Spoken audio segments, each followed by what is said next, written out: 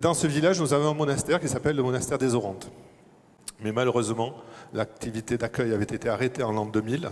Du coup, l'association avait décidé de vendre ce monastère.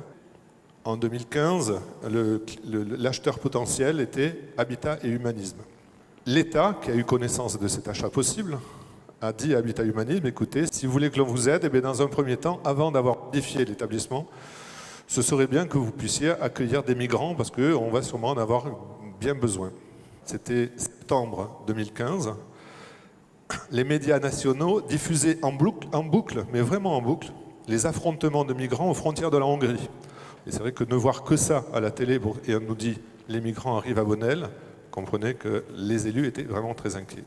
Mais pour nous, il n'était plus question de discussion ni de débat. Il n'était pas question de dire on est pour, on est contre, puisque pour nous, c'était une certitude, ils arrivaient. Donc plein de questions fusaient dans nos têtes.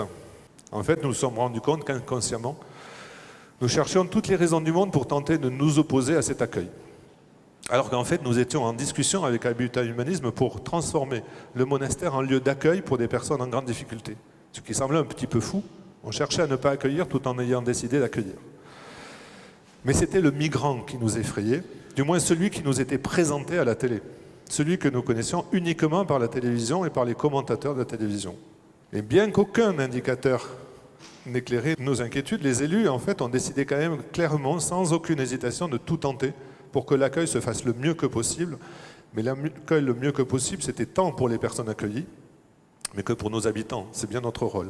Aussi le 8 septembre à 7 h, bien sûr tout le conseil municipal, tout au moins une bonne partie, était au monastère pour accueillir les premiers arrivants. Aussitôt le bus arrêté devant le monastère, les premiers migrants en sont descendus. Et là, pour nous, tout a changé. Nous avons découvert nos migrants, des personnes épuisées, inquiètes, timides, faisant tout de même belle figure, franchement. Ils n'avaient quasiment pas de bagages. Les quelques jeunes enfants qui étaient là et regardaient tout autour d'eux, ils ne quittaient vraiment pas leurs parents d'un centimètre. Nous avions quelques remerciements en anglais qui répondaient à nos bienvenus. C'est ce jour-là, en fait, que les premières larmes sont arrivées aux yeux de nos élus. Et ensuite, tout est allé très très vite. Notre objectif prioritaire, était devenu de rassurer ces nouveaux arrivants, d'abord, mais aussi d'informer et de rassurer nos habitants. Les médias se sont rués sur nous pour nous faire dire que c'était la catastrophe. Nous ne sommes pas du tout rentrés dans leur jeu, nous n'imaginons pas un instant chercher un argumentaire pour refuser cet accueil inattendu.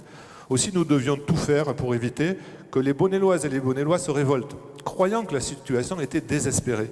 Nous avons fait une information boîte aux lettres dans la journée pour dédramatiser cet événement et demander aux habitants qui le souhaitaient de nous aider.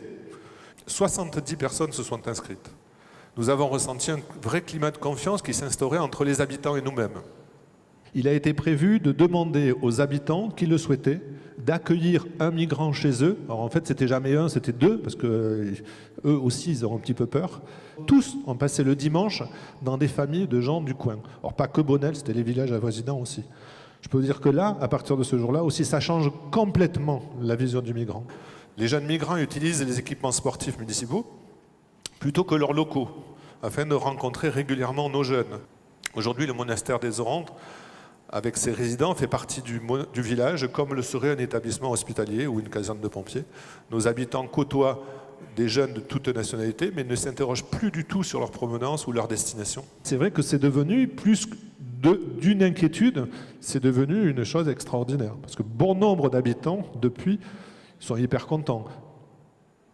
Pour eux, le plus triste, c'est quand certains repartent.